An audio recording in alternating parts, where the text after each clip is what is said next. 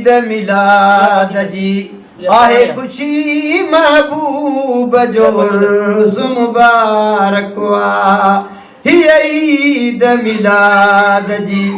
आहे खुशी महबूब जो उर्स मुबारक तूं फर्शन ते मथे अरशन ते तूं फर्शन ते मथे अरशन ते खुद पाण मल्हाईंदो मालिक हीअ ईद मिलाद जी आहे खुशी महबूब जो उर्स मुबारक सुभान अल्लाह हीअ अवल असां लाइ ईद आहे ॿियूं बाद में ईदूं आहिनि थियूं सुभान अल्लाह हीअ अवल असां लाइ ईद आहे ॿियूं बाद में ईदूं आहिनि थियूं हिन ख़ुशीअ में शामिल थींदो कर हिन ख़ुशीअ में शामिल ख़ालिक हीअ ईद मिलाद जी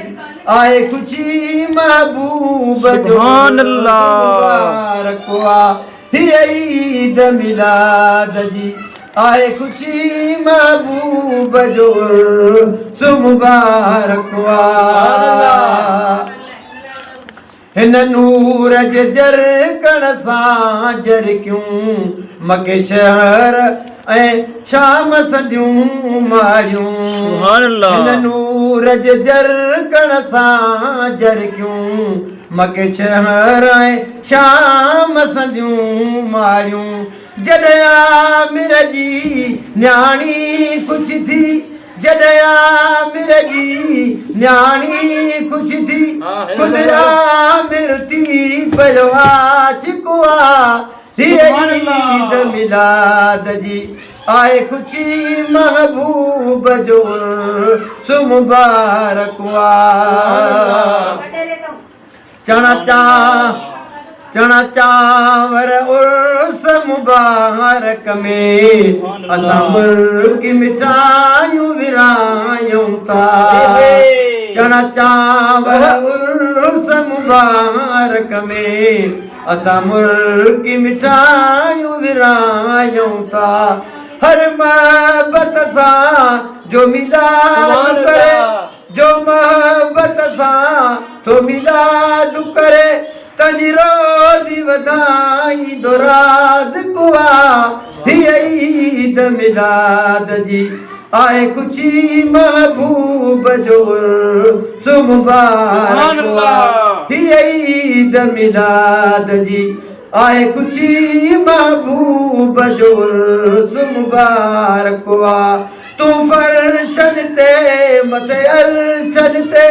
खुद पाण मल्हाईंदो मालिक हीअ ईद मिलाद जी आहे खुशी महबूब जो उर्स मुबारक कजो सोलो न ॾिठो साईं रखे रहमत जो मतराजन ते कजो सोलो न ॾिठो साईं रखे रहमत जो हथ राजन ते गुनहगारनि जा गम दर्द लथा गुनहगारनि जा गम दर्द लथा गुम बातिल थियो ज़ाहिर हक़ हीअ ईद मिलाद जी आहे खुशी महबूब जो उर्स मुबारक हीअ ईद मिलाद जी आहे खुशी महबूब जो उर्स मुबारक सुभान अल्लाह लजपाल जा थोरा लखे आहिनि हिन उम्मत ते सेठार सजणा लजपाल जा थोरा लखे आहिनि सारी उम्मत ते सेठार सजणा मञिजे कोन थोरा साईं जा उहो सम्झंदो ऐं मुनाफ़िक़ हीअ ईद मिलाद जी आए खुशी महबूब जो सो मुबारक वा हीअ ईद मिलाद जी आए खुशी महबूब जो सो मुबारक वा तूं फर्शन ते मथे अरशन ते तूं फर्शन ते मथे अरशन ते खुद पाण मल्हाईंदो मालिक हीअ ईद मिलाद जी आए खुशी महबूब जो सो मुबारक